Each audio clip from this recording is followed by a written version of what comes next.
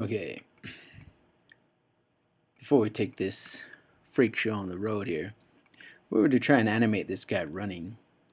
See, if we select the base of the skeleton and then we say we try to make it run forward and run back, you see, it's still attached to the IK handles that are outside of the bone structure.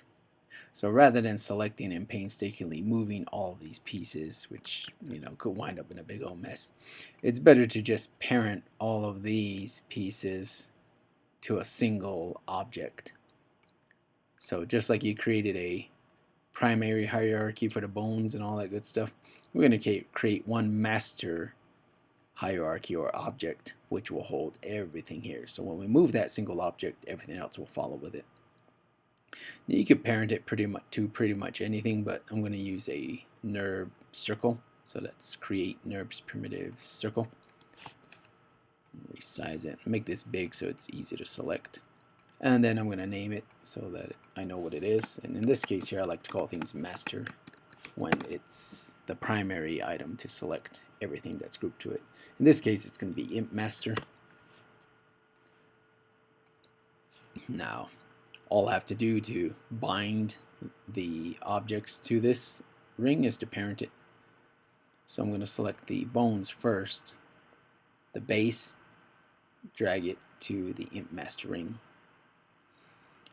Now, one thing you won't want to include into this hierarchy is the skin. You'll get something weird that will happen. Let me show you. If I try to bind a skin to the ring there, you'll get that. Some kind of weird thing happens.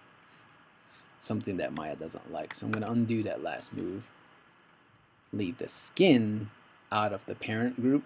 It's okay because the skin's bound to the bone, so wherever the bones go, the skin will follow. So it doesn't really matter that it's not part of the group. I'm going to select all of these pieces here, just the IK handles and the locators, move them in place. There we go. So now, I'm going to close my hierarchy. So now with this, if I select the master there, let's say I animate the guy running. Well, rather than having the bones move across the screen, I can simply just animate the bones or animate the figure running in place and then move this guy along the surface.